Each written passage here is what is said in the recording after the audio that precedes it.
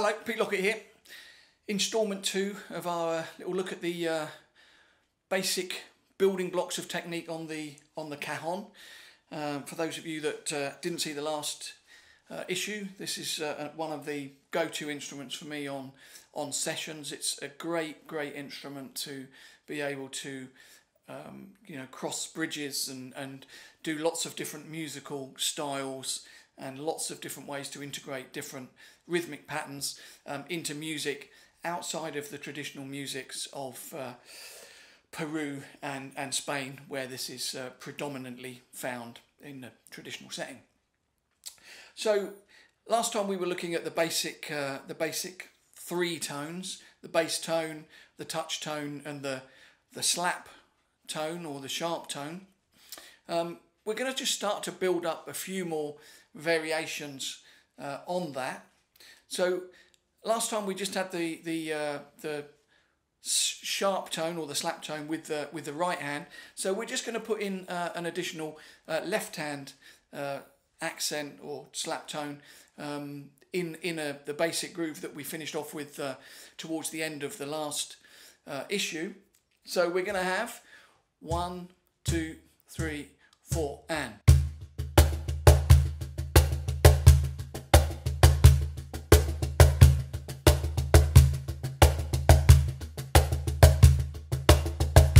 All right, left, right, left, right, left, right, left.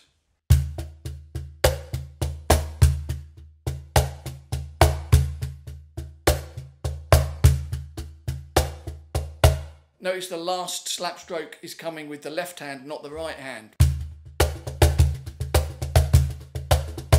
And we want to make sure that both of those slap strokes are kind of equal in volume and attack.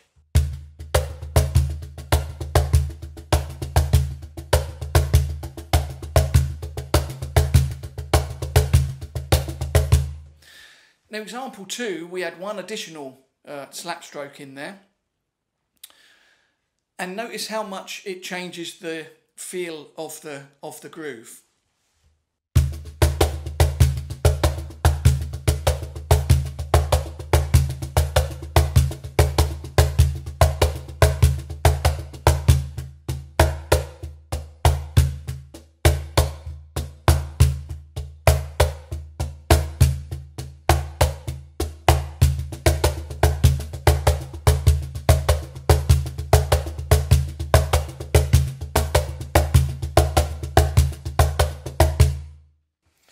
So for example 3, we're going to put the last slap stroke on the 8th of the 16th notes, and we're going to play that instead on the bass tone.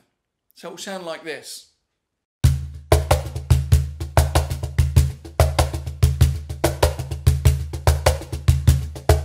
Now both hands have to come in to get the bass tone feeling even. 2, 3, 4 and.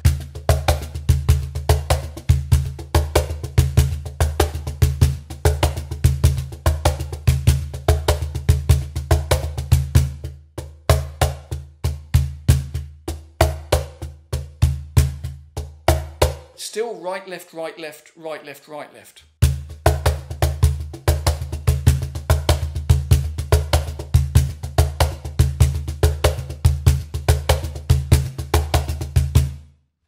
For example 4, we're going to mix it up a little bit. We're going to have a more kind of drum set style kind of approach to the groove. Now, it's very important that to bear in mind that as drum set players, you can access your whole vocabulary. Once you start to get comfortable with these ideas, there are so many rhythmic patterns that you would have learned that you can also adapt for the instrument in the same way.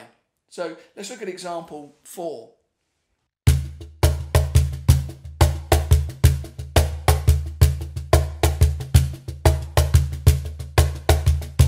2, 3, 4. Right, left, right, left, right, left, right, left, right, left, right, left, right, left, right, left.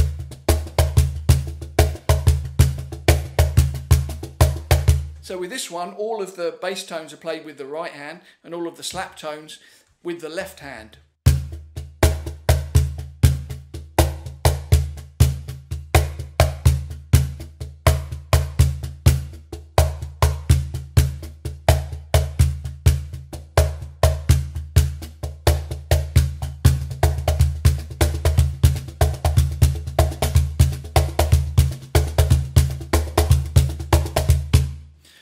notice all of the rhythms and grooves and approaches that we've had so far have involved single strokes. So we're still at a very basic level and a basic way of applying some different groove contours and different rhythmic approaches.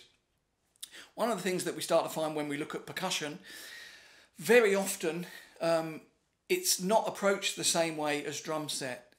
If we look at the drum set, for example, and we have the bass drum on 1 and 3 and the snare drum on 2 and 4, then the lower notes are, on the down and the higher notes are on the up. Now, a lot of rhythmic work in ethnic music around the world often is the opposite.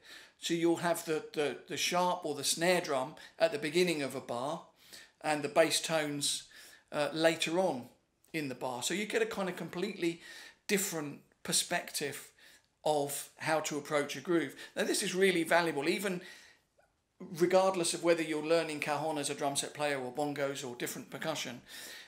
You can start to look at some of these concepts and abstract some of these concepts out and see how you can use that in your drum set playing as well. So even the idea of reversing where the bass tone is in a groove or a rhythm can be a very useful tool in developing different rhythmic approaches within the musical settings that you find yourself.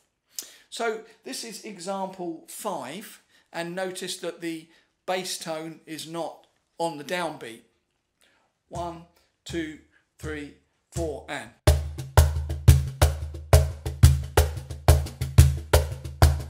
1, 2, 3, 4. Right, left, right, left, right, left, right, left, right, left, right, left, right, left, right, left.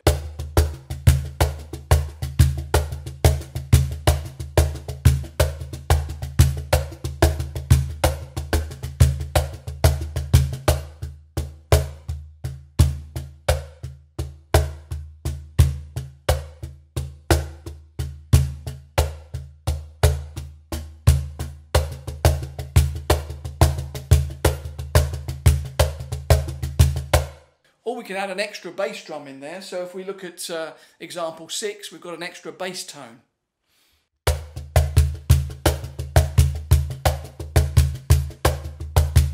One, 2, 3, 4.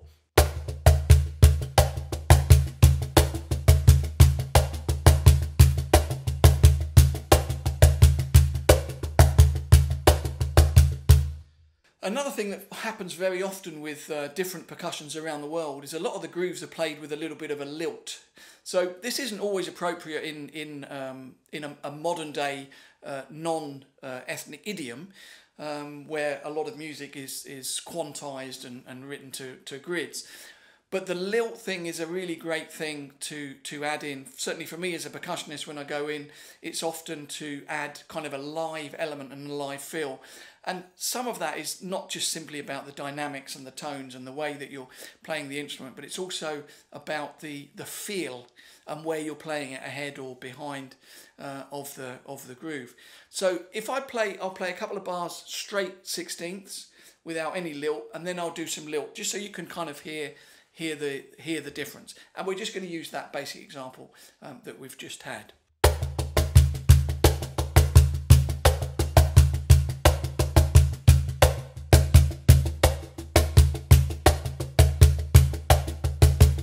And here it's kind of got like a lazy kind of lolloping sort of feel, but often that will work really well with different musical settings. So this combination of rhythm is very common all around the world. This basic division of 3-3-2, which is what we had in example 5. 3 1 2 3 1 2 1 2 3 1 2 3 1 2 1 2 3 1 2 3 1 2. So this kind of contour of groove you can start to apply any different tones to. So if we put the bass tone back on the downbeat, we kind of get like a very common rhythm that we hear a lot in drum set and around the world with different percussion. So this is example 7. 1 2 3 4.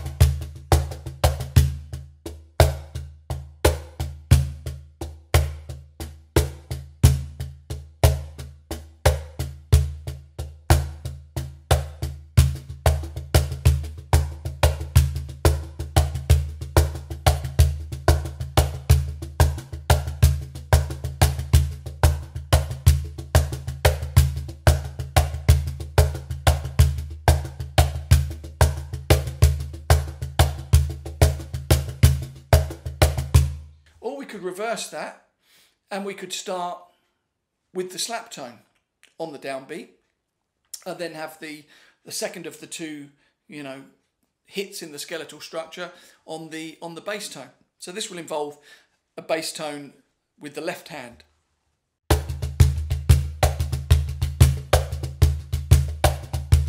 We're still right, left, right, left, right, left, right, left.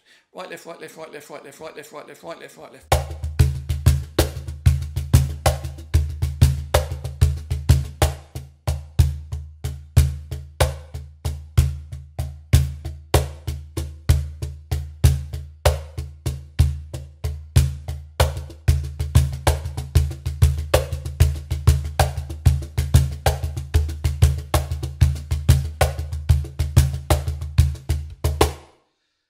Now, with a lot of these grooves, we've only been looking at right, left as a sticking combination.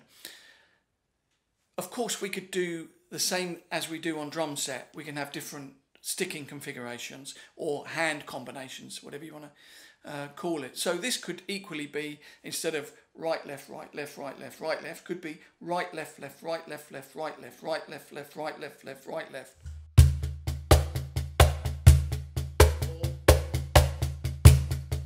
Right, left, left, right, left, left, right, left.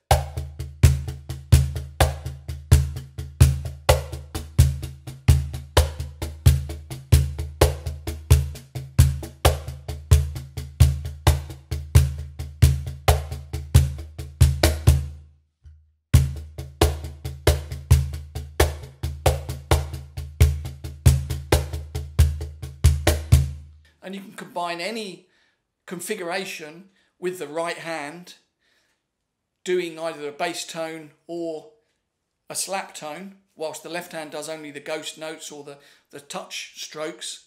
And you can create grooves just by keeping right, left, left, right, left, left, right, left. You can start to make many different patterns.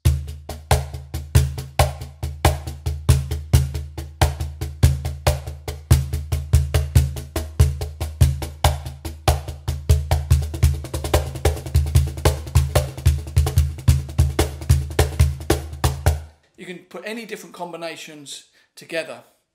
Now, that's kind of it for the examples, but I just want to talk a little bit about concepts as well.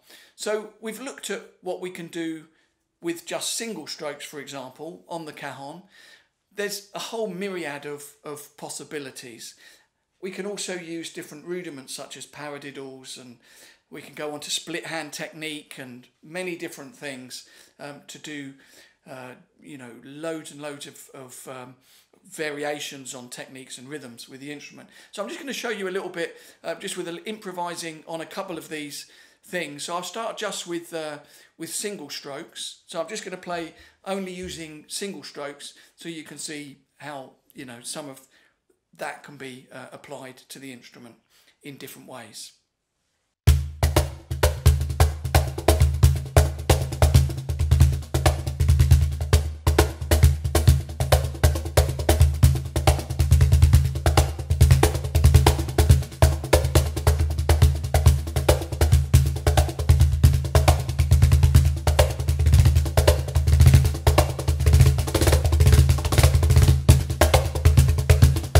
So just with single strokes, you could use the paradiddle, right, left, right, right, left, right, left, left. And again, we've only got bass tone, touch tone, and the slap tone.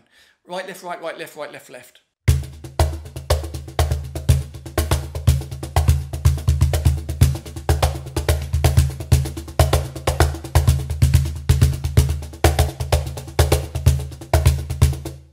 Or you could use the paradiddle shifted off by 1/16, right, left, left, right, left, right, right, left.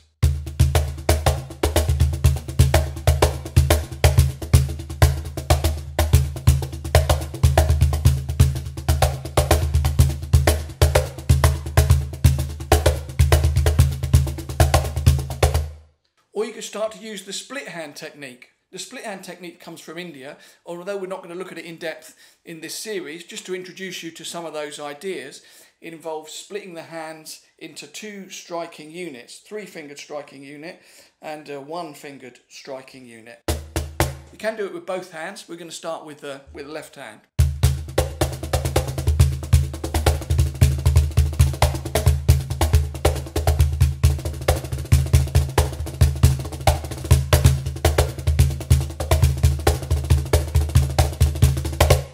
Or with the right hand. 3-1.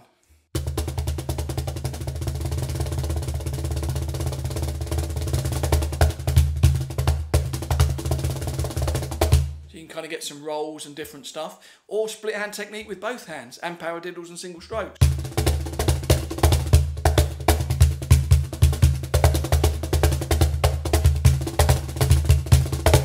So lots of amazing things to discover on this instrument if you choose to look further. If you look at the examples and the stuff we've had, you've got a good building block to be able to get some basics down. And, you know, why don't you try it out with, you know, a singer-songwriter or someone that you're working with, or one of your own recording projects at home. It's a brilliant instrument. I'd really highly recommend spending some time with it and getting some stuff down with it. So I hope to see you soon. And don't forget to email me at p@dum.com